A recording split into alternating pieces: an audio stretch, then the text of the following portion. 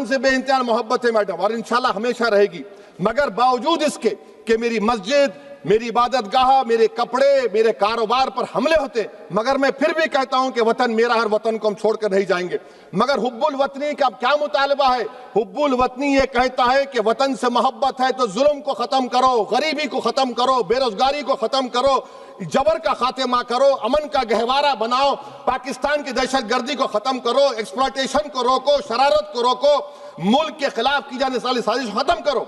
Madam, Bharat एक चमन है जहां पर हर फूल को खिलना चाहिए, और अगर कोई इस फूल के अगर पूरे फूल खिलेंगे तो उसकी खुशबू से ये वतन मौतर होगा। मगर अगर इस चमन का माली ये कहेगा कि एक ही फूल खिलेगा, तो मैं जिम्मेदारी के साथ कह रहा हूं, अगर एक ही फूल खिलेगा तो वो सहरा बन जाएगा और माली माली नहीं रहेगा, वो जल्लाद कहलाएगा।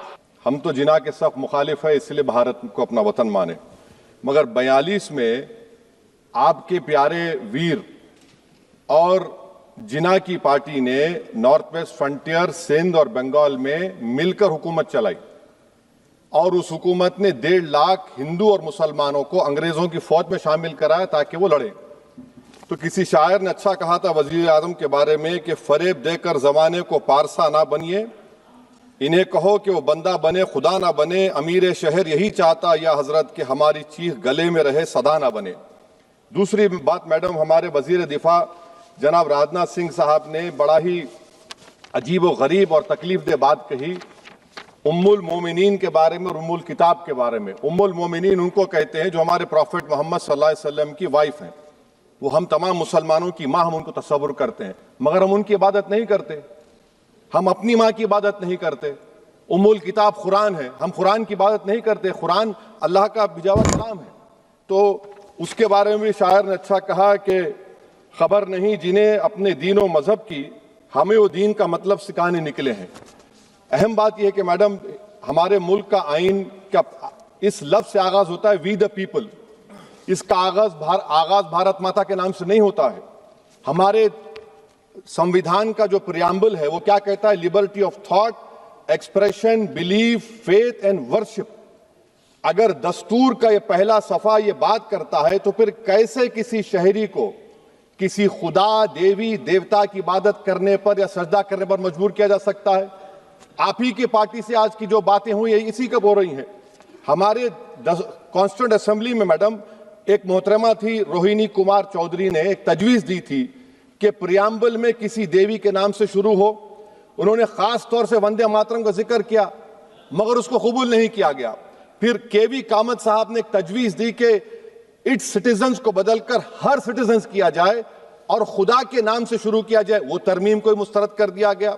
हमारे संविधान का उसूल यह है कि भारत क्या है, उसकी अवाम है, अवामी कानून की मुसन्निफ है, अवाम की मर्जी से सबसे बालातर है, अवामी हाकिम है। मुल्क किसी खुदा, देवी, देवता, मजहबी इलामत के नाम से नहीं चलता, ना मुल्क किसी एक मजहब की मिल्कियत है।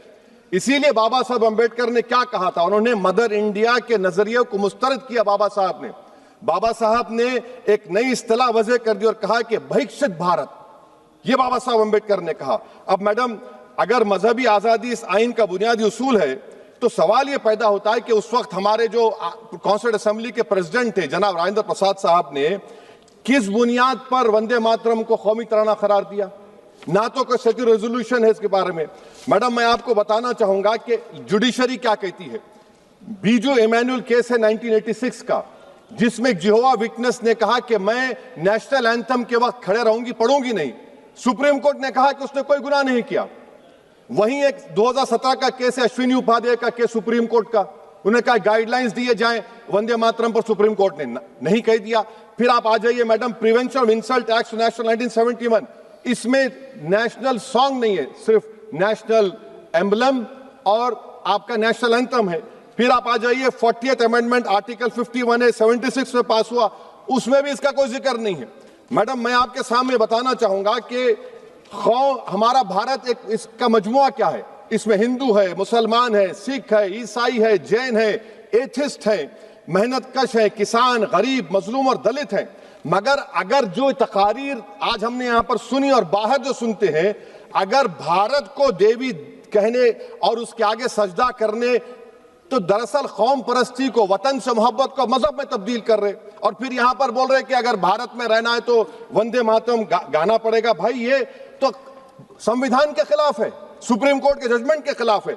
अगर वंदे मातरम मैडम कौमियत का मियार है तो फिर सवाल ये है कि हसरत मोहानी की कौमियत क्या थी जिसने इनकलाब जिंदाबाद का नारा दिया? अगर यूसुफ मेहरली ने quit India Simon go back का नारा दिया तो उसकी कौमियत क्या थी? अगर हैदराबाद से मौलवी अलाउद्दीन जो मक्का मस्जिद का पहला मुजरिम है काला पानी में, और तुरेबाज खान जो मारकर लाश को लटका दिया गया था हैदराबाद में 8 दिन तक, उसकी कौमियत क्या थी?